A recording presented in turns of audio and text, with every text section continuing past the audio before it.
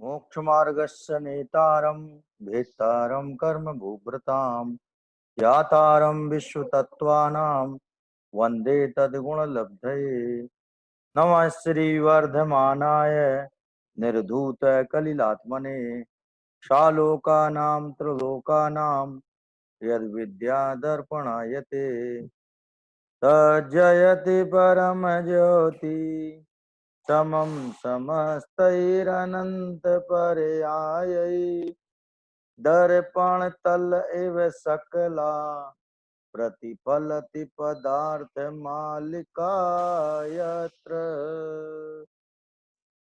महाशास्त्र तत्वासूत्र जिस पर महाभाष्य लिखी गई है, कहते हैं आचार्य समंत भद्र देव ने इस तत्वासूत्र पर गंधहस्ती महाभाष्य नाम का बहुत बड़ा महाभाष्य लिखा था, जो आज अपने को उपलब्ध नहीं है। और ये जो 114 श्लोक जो कि आप्त मीमांसा के नाम से जाने जाते हैं, ये 114 श्लोक उस गंधहस्ती महाभाष्य का मंगलाचरण था।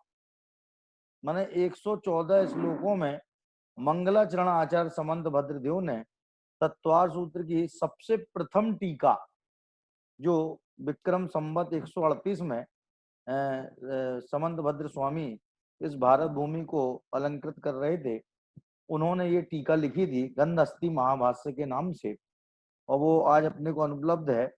लेकिन जो इस पर टीकाएं हैं तत्वार सूत्र पर, उसमें सबसे सरल जो टीका है और सबसे मधुर अर्थ वाली जो टीका है वो है सर्वार सिद्धि टीका। और सर्वार सिद्धि टीका जो कि 5वीं शताब्दी में देवनंदी आचार्य स्वामी ने लिखी थी, उसी का आधार बना करके भट्ट अकलंक देव ने, जो कि 8वीं शताब्दी के थे, उन्होंने तत्वार्थ राजवार्तिक करके बहुत बड़ी टीका तत्वार सूत्र पर लिखी। और उनके परवर्ती आचार्य विद्यानंद स्वामी हुए, जिन्होंने अष्टसहस्त्री भी लिखी है, उन्होंने जो है तत्वार्थ श्लोक वार्तिक नाम की टीका इस तत्वार सूत्र ग्रंथ पे लिखी है। सदा सुखदास जी ने भी, जो ढूंढारी भाषा है, देश भाषा उस समय की, उसमें उन्होंने अर्थ प्रकाशिका के नाम से एक टीका उन्होंने तत्वार सूत्र ग्रंथ पे भी लिखी। इस तरह से अपन देखते हैं कि कोई कालखंड ऐसा शेष नहीं रहता, कालखंड कोई भी ऐसा शेष नहीं रहता जिस कालखंड में तत्वार सूत्र पर परवर्ती आचार्यों ने और उनके अनुगामी विद्वानों ने अपनी कलम ना चलाई हो। इससे पता लगता है कि तत्वार सूत्र अपने आप में एक महानतम कृति है। और उमा स्वामी महाराज ये तत्वार सूत्र ग्रंथ लिख करके उन्होंने अपने परवर्ती लोगों पर अनुपम उपकार किया, क्योंकि इतनी विषय वस्तु को इतने संक्षेप में, इतने सरल रूप से, सूत्रात्मक रूप से समेट लेना हर कोई के बस की बात नहीं है। क्या माने अपनी बात को हम संक्षिप्त में कह दें और हमारी बात भी पूरी हो जाए, और जो बात हम लोगों तक पहुंचाना चाहते हैं वो उसी अंदाज में, उसी लहजे में उन तक पहुंच जाए, तो ये समझो बहुत बड़ी बात है। इसलिए इस लहजे से, इस दृष्टिकोण से विचार करें तो आचार्य उमा स्वामी ने जिनागम के समस्त सिद्धांतों को सूत्रात्मक रूप में प्रो करके परवर्ती आचार्यों पर, परवर्ती विद्वानों पर और समस्त जनों पर गहन उपकार किया है। अपन ने कल मंगलाचरण इसके संदर्भ में चर्चा की थी। मंगलाचरण में 3 विशेषण जो कि आप्त के बतलाए थे। आप्त की परिभाषा आती है, यो यत्र अवंचकः स तत्र आप्तः। जो जिस विषय में ठगिया नहीं है, छलिया नहीं है, जो जिस विषय में छलिया नहीं है, छल नहीं कर रहा है, जिस विषय में जो ठग नहीं रहा है, वो उस विषय का आप्त है। ये जनरल परिभाषा है। जैसे मान लो कोई डॉक्टर है और वो अपने मरीज को किसी तरह से भी नहीं ठग रहा है और बिल्कुल उसका प्रॉपर वे में इलाज जो होना चाहिए वो उसको कर रहा है और उसकी हित की ही कामना कर रहा है, बल्कि ये सोच रहा है कि मरीज जल्दी से जल्दी ठीक हो जाए, मेरी फीस मुझे मिले चाहे ना मिले, इसके द्वारा, लेकिन ये जरूर ठीक हो जाए, तो वो उस विषय का आप्त है। वो डॉक्टर जो है वो उस विषय को आप्त है। वो जो वकील है वो इंजीनियर है, जो अपने विषय में छलिया नहीं है, अपने विषय में छलता नहीं, किसी को ठगता नहीं है, तो वो उस विषय का आप्त है। ये जनरल परिभाषा है। लेकिन यहाँ पर जो आप्त की परिभाषा है वो अपन समंत भद्र स्वामी के हिसाब से समझेंगे। उसमें लिखा आप तो नोछिन्न दोषेण सर्वज्ञ नाग में सिना, आपते नोछिन्न दोषेण सर्वज्ञ नाग में सिना, भवितव्यम ही नियोगेन नान्यथा ही आप्तता भवेत। ये श्लोक जो मैं आपके सामने बोल रहा हूँ, ये श्लोक रत्नगण श्रावकाचार्य का श्लोक है। इसमें आप्त को परिभाषित किया है, आप्त को डिफाइन किया है। आप्त कहते किसे हैं? तो इन्होंने लिखा है कि आपते नोछिन्न दोषेण है। आप तो वही व्यक्ति हो सकते हैं जिन्होंने दोषों का अभाव कर दिया है। और कुल दोष 18 प्रकार के हैं। जन्म जरा तिरखा क्षुधा विस्मय आरत खेद लोभ शोक मद मोह भय निद्रा चिंता स्वेद, ये जो इत्यादि 18 प्रकार के दोष हैं, इनका जिसने अभाव कर दिया है, इसका मतलब वो वीतरागी हो गया। दोषों से रहित हो जाने का मतलब है वीतरागी हो जाना। तो आपते नोछिन्न दोषीण और सर्वज्ञ नाग में सिना, कि जो सर्वज्ञ हैं। क्या सर्वज्ञ है? माने लोकालोक के ज्ञाता है, त्रिकाल त्रिकालज्ञ है। तीन लोगों तीन काल की समस्त चराचर बातों को, चराचरवर्ती पदार्थों को एक साथ एक समय में स्पष्ट बिना किसी की सहायता के जानते हैं, उनको बोलते हैं सर्वज्ञ। तो वो सर्वज्ञ भी हैं, वीतरागी भी हैं, और आगमेसिना, आगमेसी, आगमेसी माने आगम के जानकार हैं, माने आगम को बताने वाले हैं। आगमेसी का मतलब क्या है? आगम को बताने वाले हैं, माने हेतोपदेशी है। माने जहां जहां भी आप्त को याद किया गया है, आप्त माने तीर्थंकर, आप्त माने तीर्थंकर, वहां वहां इन तीन विशेषणों को जरूर अनिवार्य रूप से, क्या कम ज्यादा नहीं, तीन में दो नहीं, एक नहीं, बिल्कुल तीन के तीन विशेषणों को एकत्र एक साथ ही याद किया गया। और चाहे वे समोसरण आदि की बात करें या ना करें, या और कोई बाह्य वैभव की बात करें या ना करें, क्योंकि एक्चुअल में वो जो बाह्य वैभव है भगवान का, वो भगवान का भी उपचरित असद्भुत व्यवहार में से कहा जाता है। एक्चुअल में तो उनका है ही नहीं। वो जब भगवान का शरीर ही भगवान का शरीर नहीं है, जो शरीर जो भगवान का कहलाता है, जब वो शरीर ही उनका नहीं है, तो और बाह्य वैभव के उनके होने का तो सवाल ही नहीं उठता। इसलिए ये तीन विशेषण जो कि इस तत्वार सूत्र के मंगलाचरण में भी स्पष्ट किए गए हैं, और रत्नगण श्रावकाचार्य समंत भद्र स्वामी का, जो कि इन्हीं के बाद में माने उमा स्वामी महाराज के बाद में हुए समंत भद्र स्वामी, उन्होंने भी जो है इन तीन विशेषणों के साथ ही आप्त को याद किया है। तो जो मोक्ष मार्ग के नीता है माने हितोपदेशी हैं, और कर्म रूपी पर्वतों के भित्ता है माने कि वीतरागी हैं, और सर्व तत्वों के ज्ञाता है। ज्ञातारम विश्व तत्वानाम, विश्व के जितने पदार्थ हैं, यावंता अपि पदार्था संति, जितने भी पदार्थ हैं, सारे के सारे पदार्थ भगवान के ज्ञान के प्रत्यक्षीभूत हैं। प्रत्यक्षीभूत माने प्रत्यक्ष ज्ञान के विषय है। एक एक जर्रा जर्रा, उसमें तो सर्वार सिद्धि टीका में जो देवनंदी पूज्यपाद स्वामी हैं, वे कहते हैं कि नहीं किंचित द्रव पर्याय जातम अस्ति यत केवल ज्ञानात बहिर्वर्तते। ऐसा कोई द्रव और पर्याय समूह नहीं है, जात माने समूह, ऐसा कोई द्रव या पर्याय समूह नहीं है जो केवल ज्ञान के बाहर पड़ा है। सब कुछ केवल ज्ञान में है।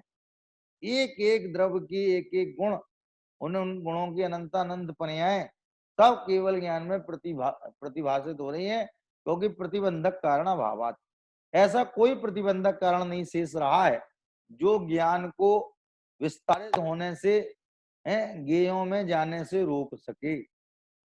समस्त ज्ञेयों में ज्ञान मानो चला गया है, या सारे ज्ञेय मानो ज्ञान में आकर के बैठ गए हैं। ऐसी स्थिति, इस स्थिति का नाम है सर्वज्ञता। तो वो कह रहे हैं विश्व के तत्व के, समस्त विश्व तत्व के जो ज्ञाता हैं, और उनके इन गुणों की प्राप्ति के लिए मैं उन्हें बंधन करता हूं। इस तरह से ये पारमार्थिक बंधन है। कौन सा बंधन है? ये लौकिक बंधन नहीं है।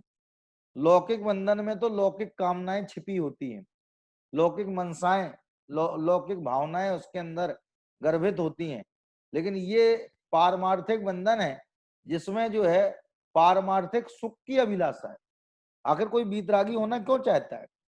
राग द्वेष से परेशान है, राग द्वेष से आत्यंतिक रूप से परेशान है, नितांत रूप से परेशान है।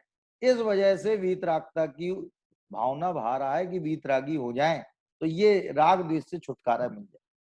क्योंकि बाहर में कोई संयोग हमें सुखी दुखी नहीं करते हैं, लेकिन जो संयोगी भाव हैं, संयोगों के लक्ष्य से होने वाले हमारे चित्त के मनोभाव हैं, जो हमारी चित्त वृत्तियां हैं, हमारे चित्त विवर्त हैं, वे एक्चुअल में हमें हर समय मथते रहते हैं।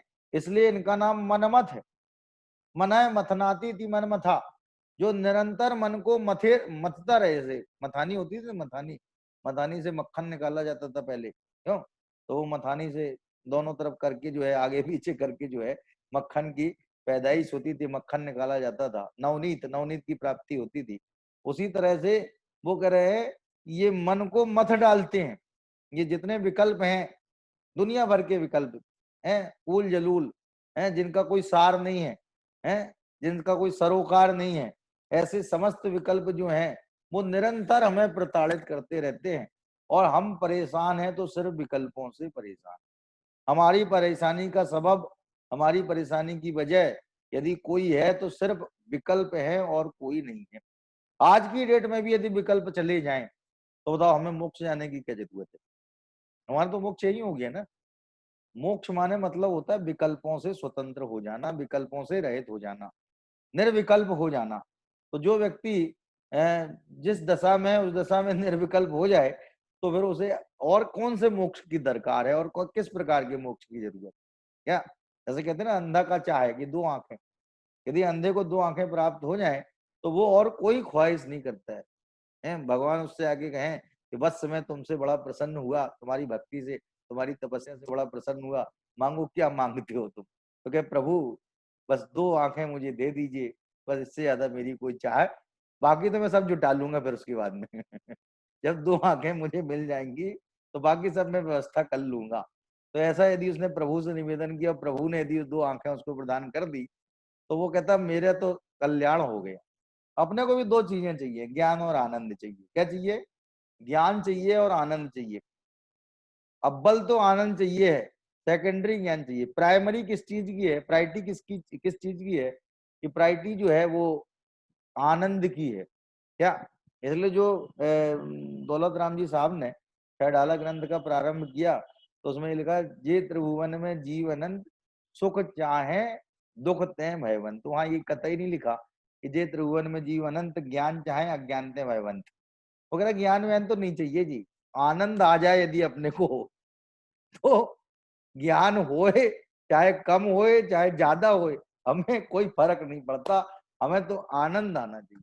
हम तो आनंद के ख्वाहिशमंद हैं। इसलिए आचार्य देव कहते हैं कि वास्तव में देखा जाए हमारे लिए दो ही चीजें डिजायरेबल हैं, एक तो ज्ञान है और एक आनंद है, तीसरी हमें कोई चीज नहीं चाहिए। तो आचार्य कह रहे हैं ये वीतरागता और सर्वज्ञता, ये दोनों आनंद की और ज्ञान की विधायिनी है। किसकी विधायिका है ये आनंद विधायिका है और ज्ञान विधायिका है। सर्वज्ञता जो है वो ज्ञान विधायिका है, ज्ञान का विधान करने वाली है। और आनंद जो है वो वीतरागता के माध्यम से आता है, इसलिए वीतरागता आनंद की विधायिका है। राग द्वेष क्लेश के विधायक हैं, दुख और तकलीफ और पीड़ा के विधायक हैं। और जो आनंद है, वीतरागता है, वो आनंद की विधायक, आनंद की विधायिका है। इस तरह से ये मंगलाचरण जो है वो प्योरली प्रत्येक जीव के मनोभाव से संबंधित मंगलाचरण है। क्योंकि व्यक्ति जो है यही चीजें चाहता है कि आनंद हो और ज्ञान हो। ऐसा तो ज्ञान हमें नहीं चाहिए जिसमें आनंद ना आए, और ऐसे ज्ञान, ऐसे आनंद की भी जरूरत नहीं है जिसका हमें पता ही नहीं चले। मैंने लोगों से पूछना पड़ा, क्यों भैया हमें आनंद आ रहा है कि नहीं आ रहा है? अब लोग कंफर्म करें इस चीज को, हाँ हाँ भाई साहब इस समय तो आपको आनंद आ रहा होगा। अच्छा हाँ आपने कह दिया तो हमने मान लिया कि आ ही रहा होगा फिर तो। क्यों? अब हमारे आनंद को सर्टिफाइड करने के लिए किसी दूसरे की जरूरत पड़े तो भाई साहब ऐसा आनंद हमें नहीं चाहिए है। इस आनंद से तो दूर ही से सलाम है। कहने का आशय ये है कि ये जो मंगलाचरण है, ये मंगलाचरण अत्यंत हमारे मनोभावों को और मनोदशा को दर्शाने वाला मंगलाचरण है। इसलिए उमा स्वामी महाराज कह रहे हैं कि मुझे इन्हीं गुणों की प्राप्ति चाहिए, मुझे और कोई गुण नहीं चाहिए। उन्होंने किसी रिद्धि का नाम नहीं लिया है, किसी प्रकार की कोई बाहर की लौकिक विभूति या वांछा की बात नहीं कही। उन्होंने कहा बस हमें तो ये चीजें चाहिए, बस ये जो आपके पास में है वही चीजें चाहिए, वंदे तदगुण लब्ध है। और मैं केवल इसी आशय से आपको वंदन कर रहा हूँ। मेरा अभिप्राय आपको वंदन करने का और कतई कोई नहीं है। मैं कोई भी अभिप्राय से आपको वंदन नहीं कर रहा हूँ, सिर्फ इसलिए वंदन कर रहा हूँ कि मुझे ये चीजें उपलब्ध हो जाए। अब इसके बाद में जो पहला सूत्र आता है, वो पहला सूत्र जो है वो मोक्ष मार्ग का सूत्र है। कौन सा सूत्र है? मोक्ष मार्ग। मोक्ष मार्ग माने सुख का मार्ग। क्या जब ये बात तय हो गई, जब ये बात नक्की हो गई कि प्रत्येक जीव सुख चाहता है, तो वो सुख आता कहाँ से? क्या क्या वो सुख आता कहाँ से? सबसे पहले प्रश्न यही होगा। क्या जैसे एक व्यक्ति जो है दूसरे व्यक्ति को समझा रहा था, कह रहा था भाई साहब ऐसा है कि पैसे वैसे में सुख वुख नहीं है बिल्कुल भी है, पैसे के पीछे भागने में कोई दम नहीं है। है उसने बहुत पैसा वैसा कमा लिया था, तो कह रहा था पैसे वैसे में ज्यादा कोई सुख नहीं है, पैसे के भागने में कोई दम नहीं है। पैसा तो भाई साहब हाथ का मैल है। क्या बोल दिया उसने? पैसा तो हाथ का मैल है। तो वो कहने भाई साहब हमने समझ लिया कि पैसा हाथ का मैल है, पैसे में सुख नहीं है, लेकिन बताइए वो ऊ आउत कहाँ से है? क्या बोला वो बुंदेलखंडी में बोला कि ऊ आउत कहाँ से है? माने हमने मान लिया कि मैल है, लेकिन बताओ आता कहाँ से वो? माने उसकी निगाह उस समय भी पैसे पर ही थी। जब वो पैसे की निंदा को सुन रहा था तब भी वो पैसे की निंदा पे ध्यान नहीं दे रहा था, ये देख रहा था आता कहाँ से, आता कहाँ से। माने सबसे पहला प्रश्न ये होता है कि वो मिलेगा कहाँ। तो ये जैसे सामान्य टेंडेंसी होती है, सामान्य मेंटेलिटी होती है कि हमें सुख चाहिए, तो सबसे फर्स्ट ऑफ ऑल प्रश्न ये पैदा होगा कि भाई साहब वो सुख आएगा कहाँ से? वो सुख का स्रोत कहाँ है? अजस्र स्रोत कहाँ है? स्थायी सुख कहाँ से आएगा? टेम्परेरी सुख नहीं चाहिए। टेम्परेरी सुख में क्या है, या आज है कल नहीं। क्या या आज तो कोई अच्छी खबर आ गई तो सुखी होगा, कल फिर मुंह लटक गया वैसे की वैसे। क्यों? तो वो मतलब वैसा सुख नहीं चाहिए जो खबरों पे आधारित हो।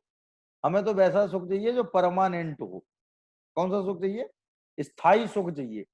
तो उसके उत्तर में उन्होंने ये सूत्र निरूपित किया। इसकी तो बहुत सुंदर टीका है। इस सूत्र के की भूमिका के रूप में सरवार सिद्धि ग्रंथ में जो आचार्य पूज्यपाद देवनंदी स्वामी हैं, उन्होंने टीका लिखी और बहुत सुंदर टीका लिखी। उसमें लिखा कश्चित आसन्न भव्या है प्रत्यासन्न निष्ठा प्रज्ञावान स्वहितम उपलिप्सु विविक्ते परम नम्मे निर्जन वने। क्या और आचार्य वर्यम उपसद्य सविनयम परिपृच्छति स्म किम नु खलु आत्मने हितम स्यादिति है स आ मोक्ष स पुनः प्रत्याह कह च असौ प्राप्ति उपाया कह च असौ प्राप्ति उपाया। मैंने ये शब्द में जो आपसे बोल रहा हूँ ये ऐसी कैसी उसमें लिखे हुए हैं संस्कृत में, और उसमें ये लिखा हुआ है कि कोई आसन्न भव्य माने निकट भव्य, जो बहुत ही निकट माने अति अत्यंत शीघ्र मुक्ति को प्राप्त होने वाला था, वो व्यक्ति जो है संसार से क्लांत होकर के थक करके किसी मुनि परिसन मध्य, उसमें लिखा है मुनि परिसन मध्य साक्षात बपुसा एव मोक्ष मार्गम निरूपयंतम। क्या कि जो अपने शरीर से ही मानो मोक्ष मार्ग का निरूपण कर रहे थे। क्या अवाग विसर्गम, क्या वाणी के बिना ही, अवाग विसर्गम माने वाणी के बिना ही जो अपने शरीर से ही मोक्ष मार्ग का निरूपण कर रहे थे, ऐसे आचार्य के पास पहुंच करके, जो कि मुनियों की परिषद के बीच में बैठे थे, मुनियों की सभा के बीच में बैठे थे, ऐसे आचार्य के पास जाकर के सविनयम परिपृच्छति स्म, बहुत ही विनय पूर्वक पूछता था। माने ये सूत्र आया कहां से, ये किस प्रश्न के उत्तर से निकल के आया। तो वो प्रश्न उनने खड़ा किया कि कोई शिष्य जो कि अत्यंत आसन्न भव्य था, निकट भव्य था, वो साक्षात मोक्ष मार्ग का अपने शरीर से ही निरूपण करने वाले और मुनियों के मध्य स्थित आचार्य वर्ग के पास में जाकर के पूछता था। क्या पूछता था? किम नु खलु आत्मने हितम स्यादिति, कि मेरी आत्मा का हित क्या है, मेरी आत्मा का कल्याण किसमें है। तो उन्होंने कहा स आह मोक्ष, उन्होंने कहा कि मोक्ष ही आत्मा का हित है। तो फिर उसने फिर प्रश्न किया, रुका नहीं वो प्रश्न ने उसको और आगे बढ़ने के लिए प्रेरित किया। कौन सा प्रश्न था? कि कहच असौ प्राप्ति उपाया, कि उस मोक्ष की प्राप्ति का क्या उपाय है। तब उन्होंने बताया सम्यक दर्शन ज्ञान चारित्राणी मोक्ष मार्गा, कि सम्यक दर्शन, सम्यक ज्ञान और सम्यक चारित्र, ये तीनों मिलकर मोक्ष का मार्ग है। कि हैं, देखो आप देखो हिंदी आपके सामने आई है स्क्रीन पे, इसमें बिंदी लगी है कि नहीं लगी है? इस हिंदी में बिंदी है क्या? मोक्ष का मार्ग है। यदि हम इसमें बिंदी लगा देते हैं तो ये तीन हो जाएंगे। बिंदी जो है, हा पे बिंदी बहुवचन की वाचक है, और बिंदी हटा दो तो एक वचन की हो जाएगी क्या। अब कई लोग हिंदी लिखते हैं लेकिन वो इस चीज पर ध्यान ही नहीं देते, कभी बिंदी लगा देते कभी नहीं लगाते, उनको इससे मतलब ही नहीं है। अरे भाई साहब, आप इंग्लिश में हर चीज का ध्यान रखते हो, उसकी व्याकरण का पूरा ध्यान रखते हो, बोलने में, लिखने में, हर चीज में, तो हिंदी में भी रखना चाहिए।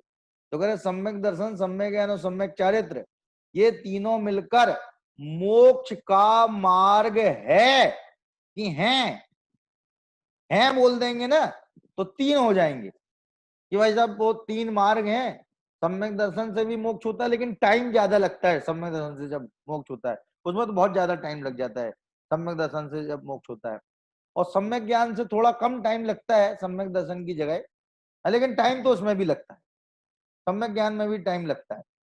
और सम्यक चारित्र यदि हो जाए ना तो फटाफट मोक्ष हो जाता है।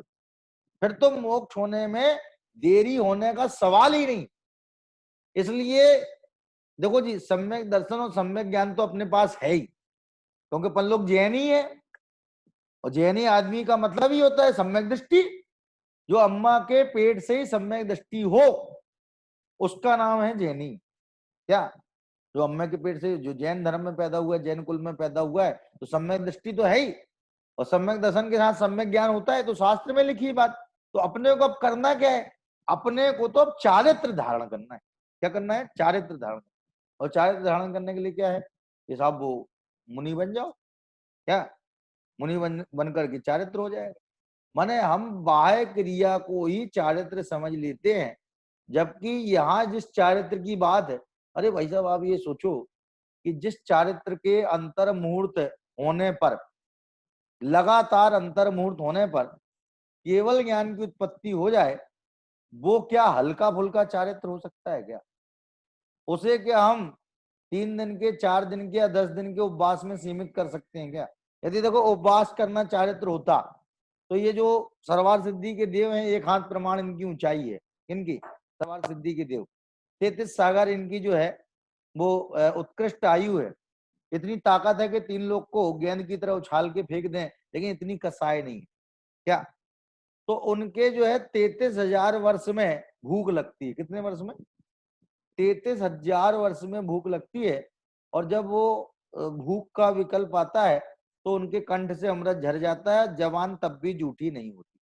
तो बताओ उनका उपवास कितने दिन का हो गया? चलो अमृत झर गया तो चलो मान लिया एक बार उपवास वहां खत्म हो गया, क्योंकि अमृत तो पी लिया ना उन्होंने 33 साल, 33,000 वर्ष में। तो बताओ 33,000 वर्ष का उपवास करते कि नहीं करते लोग? क्या 31 सागर की आयु वाले 31,000 वर्ष का उपवास करते हैं? तो बताओ, यदि 10 दिन के उपवास करने का नाम चारित्र हो, तो जो 33,000 वर्ष का उपवास कर रहा है उसके तो मोक्ष हो ही जाना चाहिए था। चलो 10 दिन वाले के नहीं हुआ तो 33,000 वर्ष वाले के तो मोक्ष हो जाना चाहिए था ना। लेकिन वो कह रहा है ये सब बाह्य क्रिया है, खाता भी शरीर है और नहीं खाता भी शरीर है। क्या? खाने का काम भी शरीर करता है और नहीं खाने का काम भी शरीर करता है। यदि खाने का नाम धर्म नहीं है, क्या, तो नहीं खाने का नाम धर्म कैसे हो सकता है? जब दोनों क्रिया शरीर की ही हैं, खाने की क्रिया भी शरीर की है और नहीं खाने की क्रिया भी शरीर की है, तो बताओ एक चीज तो धर्म नहीं और एक चीज धर्म हो गई, कैसे हो गई है? इसलिए आचार्य ने कहा कि सम्यक दर्शन और सम्यक ज्ञान, सम्यक चारित्र, ये तीनों आत्मा की शुद्ध पर्याय हैं। सम्यक दर्शन आत्मा के श्रद्धा गुण की शुद्ध पर्याय है, सम्यक ज्ञान आत्मा के ज्ञान गुण की शुद्ध पर्याय है, और सम्यक चारित्र आत्मा के चारित्र गुण की शुद्ध पर्याय है। निर्मल परिणति, जिसमें किसी प्रकार का कोई राग द्वेष नहीं है। सम्यक ज्ञान में किसी प्रकार की कोई विपरीतता नहीं है, न कारण कार्य विपर्य है, न भेदा भेद विपर्य है, और न स्वरूप विपर्य है।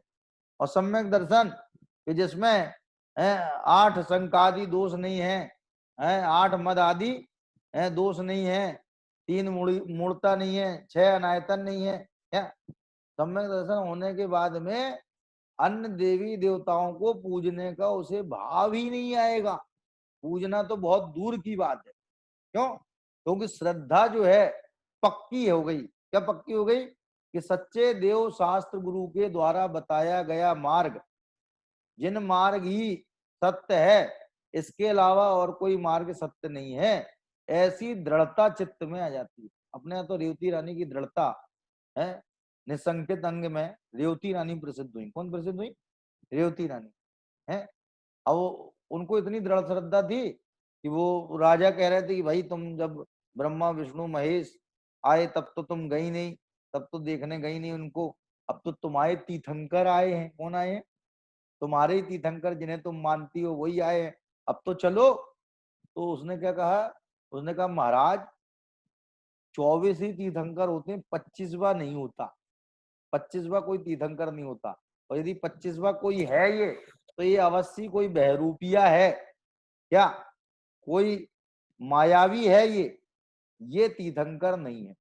बताओ, और वो बात सही निकली कि नहीं सही निकली? तभी तो वो महाराज ने जो आशीर्वाद दिया था ना, तो कहने लगे रेवती रानी को आशीर्वाद दिया था और अभव्य सेन मुनि को आशीर्वाद नहीं दिया था। तब उसके शंका हुई विद्याधर के कि ऐसी क्या बात है रेवती रानी में कि महाराज ने उन्हें आशीर्वाद दिया परोक्ष रूप से, क्या, और अभव्य सेन मुनि को नहीं दिया। तो उनने परीक्षा लेने के लिए पूरा प्रपंच रचा, और परीक्षा में जो है रेवती रानी जो है 100% खरी साबित हुई, 100% सफल हो गई, क्योंकि उनकी श्रद्धा जो थी बिल्कुल अमूढ़ दृष्टि। कौन से अमूढ़ दृष्टि में प्रसिद्ध हुई है? निकंचित निसंकित, निकांचित नहीं, निसंकित में तो अंजन चोर है ना, ये अमूढ़ दृष्टि माने दृष्टि में मूढ़ता नहीं होना। तो सम्यक दर्शन माने पर द्रव्यंते भिन्न आप में रुचि सम्यक तो भला है। ये सम्यक दर्शन की सबसे बढ़िया परिभाषा कि पर द्रव्य से भिन्न अपने में रुचि होना, माने अपना विश्वास होना, मैं हूं, क्या अपनी अनादि अनंत सत्ता का, अपनी त्रिकाल सत्ता का विश्वास हो जाना, अपनी ज्ञान आनंदमय सत्ता का विश्वास हो जाना, इसका नाम है सम्यक दर्शन। और इस बात की जानकारी होना, इसका नाम है सम्यक ज्ञान। और ऐसा जान कर मान करके अपने में अपना उपयोग रमा देना, अपने में अपना उपयोग टिका देना, लगा देना, इसका नाम सम्यक चारित्र। माने उपयोग की एकाग्रता सम्यक चारित्र है। क्या? देखो, उपयोग का पर द्रव्य में रमण करना, क्या उपयोग का पर द्रव्य में रमण करना, मिथ्या दर्शन पूर्वक, मिथ्या दर्शन पूर्वक उपयोग का पर द्रव्य में रमण करना, ये मिथ्या चारित्र है। और मिथ्या दर्शन के बिना माने सम्यक दर्शन पूर्वक उपयोग का पर द्रव्य में रमण करना, अब जैसे भरत चक्रवर्ती हैं, अविरति सम्यक दृष्टि है, चौथे में स्थान बढ़ती है। दरअसल क्या है, जितने महापुरुष होते हैं इनके चौथे से सीधे 7वां होता है, ये कभी 5वां गुण स्थान में नहीं आते। क्यों नहीं आते हैं? देखो, जो व्यक्ति शक्तिशाली होगा वो शक्तिशाली, वो कर्मवीर, वो सूरवीर रुक रुक के नहीं चलेगा, वो एक बार में ही छलांग लगा देगा। तो ये जो चक्रवर्ती आदि हैं इनके अणुव्रत नहीं होते, सीधे महाव्रत ही होते, तो ये तो अव्रत ही रहते हैं। तो अव्रती रहने से इनका उपयोग जो है पूरी तरह से अपने राज काज में और दुनिया भर के जो भी प्रपंच होते हैं, मैंने सोच लो जिसका जिसका जितना परिकर है, जितने जितना बाहर अपने हाथ पांव फैला रखे हैं, उसको कितने विकल्प आते हैं। किसी ने कहा कि साहब हमारा व्यापार जो है इस शहर में भी चलता है, उस शहर में भी चलता है, उस वहां भी एक ऑफिस है, वहां भी एक ऑफिस, वहां भी ऑफिस है। पता चला उसके 10 ऑफिस हैं, तो बताओ उसके 10 जगह एक संबंधी विकल्प आएंगे कि नहीं है? आए बिना रहेंगे नहीं है। अब उसके ऑफिस कहाँ 6 खंड में है कहाँ पे उसके ऑफिस? चक्रवर्ती के जितने हैं वो सब 6 खंड में है। तो बताओ उसको 6 खंड संबंधी विकल्प आएंगे कि नहीं आएंगे? डेफिनेटली आएंगे। तो कहते सम्यक दर्शन पूर्वक पर द्रव्य में उपयोग जाना, यह चारित्र है। इसका नाम क्या है? अचारित्र। एक मिथ्या चारित्र, एक अचारित्र और एक सम्यक चारित्र। तो पर द्रव्य में उपयोग जाना सम्यक दर्शन पूर्वक, इसका नाम है अचारित्र। और यहां बात चल रही है सम्यक चारित्र की। माने सम्यक दर्शन, सम्यक ज्ञान पूर्वक अपने में अपना उपयोग लगे रहना। और ध्यान की परिभाषा भी देखिए तत्वार सूत्र ग्रंथ में, इसी में आगे आएगी क्या? तो उत्तम संगणन से एकाग्र चिंता निरोधो ध्यानम अंतर्मूर्तात्। क्या? कि उत्तम संगणन वाले जीवों का एकाग्र होकर के, अपने उपयोग को एकाग्र करके चिंता का रोग देना, माने विकल्पों का रोग देना, इसका नाम ध्यान है। और ये अंतर मुहूर्त होता है। अधिकतम कितनी देर होता है? अधिकतम अंतर मुहूर्त होता है। और यदि अधिकतम हो जाए तो केवल ज्ञान हो जाएगा। फिर ध्यान और ध्येय के विकल्प की कोई जरूरत ही नहीं है, फिर तो केवल ज्ञान हो जाएगा। तो ये कह रहे हैं सम्यक दर्शन, सम्यक ज्ञान और सम्यक चारित्र, ये तीनों मिलकर, मिलकर माने एक साथ होते ही हैं। कोई कहे कि नहीं सम्यक दर्शन हो जाएगा, सम्यक ज्ञान हो जाएगा, सम्यक चारित्र तो जब पंचम स्थान होगा तब होगा। लेकिन भाई साहब वो जो पंचम स्थान में सम्यक चारित्र होता है ना, वो देखने में आने वाला चारित्र है। कौन सा? देखने में आने वाला चारित्र। लेकिन चौथे गुण स्थान में भी सम्यक चारित्र हो जाता है, जिसे आचार्यों ने सम्यक्त्वाचरण चारित्र नाम दिया है अथवा स्वरूपाचरण चारित्र नाम दिया है। लेकिन वो देखने में नहीं आएगा, उसका कोई बाह्य पक्ष दिखाई नहीं देगा जिससे कि कोई ये कहे कि सम्यक चारित्र इनके है, क्योंकि वो व्रत रूप नहीं है ना। भाई जैन धर्म में व्रतों का प्रारंभ पंचम स्थान से माना गया है। चतुर्थ गुण स्थान तक तो अव्रत दशा है। चाहे बाहर में वो अन्याय, अनीति, अभक्ष का सेवन ना करता हो, किसी के साथ अन्याय नहीं करता, किसी प्रकार से अनीति पूर्वक जीवन यापन नहीं करता, अभक्ष का तो कभी सेवन करता ही नहीं है, तो ये सामान्य सदाचार है। इसको आचार्यों ने व्रत में नहीं शामिल किया है।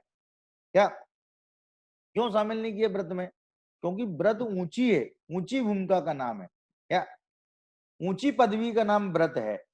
ये जो है इसमें उतनी विशुद्धि नहीं है, उतनी परिणामों में निर्मलता नहीं है जितनी निर्मलता जो है व्रत में होती है। जो अणुव्रत होते हैं, जो कि दूसरी प्रतिमा में होते हैं, उनमें जो निर्मलता पाई जाती है वो सामान्य सदाचार में नहीं पाई जाती। माने अन्याय, अनीति, अभक्ष का त्यागी होने पर भी उसमें यत किंचित दोष भी लगते रहते हैं। तो कह रहे हैं सम्यक दर्शन, सम्यक ज्ञान और सम्यक चारित्र, ये तीनों मिलकर मोक्ष का मार्ग है, माने सुख का मार्ग है। जब भी मोक्ष शब्द आए तो आंख बंद करके उसका अर्थ सुख लगा लेना, और बंद शब्द आए तो बंद का अर्थ आंख बंद करके दुख लगा ले। बंद माने दुख और मोक्ष माने सुख। क्या? सुख का मार्ग। भाई मोक्ष क्यों चाहिए? मोक्ष सुखमय है, मोक्ष सुख स्वरूप है, मोक्ष आत्मा की सौख्य दशा का नाम है। इसलिए सुख सौख्यमयी होने से मोक्ष की दरकार है। मोक्ष कोई जगह नहीं, मोक्ष किसी स्थान का नाम नहीं है, मोक्ष तो जीव के स्वयं के भाव का नाम है। इसी तरह बंध भी कोई जगह नहीं है, बंध कोई स्थान का नाम नहीं है, बंध तो जीव के भाव का नाम है। वीतरागता यदि मोक्ष है तो राग द्वेष बंध है। भाव बंध में तो राग द्वेष ही लिए जाते हैं, और भाव मोक्ष में वीतरागता समाहित है, वीतरागता ली जाती है। तो माने मोक्ष का मार्ग है, माने सुख का मार्ग है। और कौन कौन? ये सम्यक दर्शन, सम्यक ज्ञान और सम्यक चारित्र, ये तीनों मिलकर के मोक्ष का मार्ग है, सुख का मार्ग है। ये अपन ने पहला सूत्र आज पढ़ा है। अब जो है इसमें कोई समस्या हो आप तो बता सकते हैं। हाँ, अजय जी बता रहे। हाँ बताइए अजय जी। जय जय पंडित जी। हाँ जय जयंत जी बताइए। आवाज आ रही? हाँ आ रही, आ रही, आ रही। हाँ पंडित जी, सम्यक दर्शन की विधि क्या है, उसके प्रोसेस क्या है?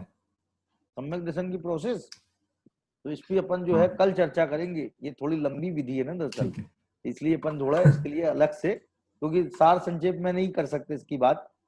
हाँ तो इसकी करेक्ट चर्चा करेक्ट। अपन कल करेंगे। और कोई प्रश्न तो नहीं है आपका? हाँ, यानी वही उसके पहले की भूमिका क्या होती है, हाँ भाव वो भूमि भूमिका कैसी की होती है? चर्चा अपन कल करेंगे। दरअसल ये सूत्र भी हाँ बहुत महान सूत्र है। इसको अपन हाँ बहुत जल्दी से नहीं पढ़ सकते हैं। इसको आराम से पढ़ेंगे, इसके हाँ। संदर्भ प्रसंग को भी पूरी तरह से, और इसके आगे पीछे भी जो है उस पर भी अपन विचार जरूर करेंगे। सम्यक दर्शन की भूमिका के बारे में चर्चा जरूर करेंगे। और तो कोई प्रश्न नहीं है आपका? ठीक है जी। तो कल अपन पुनः जो है 9:15 बजे यहीं पर उपस्थित होंगे। जय जिनेन्द्र।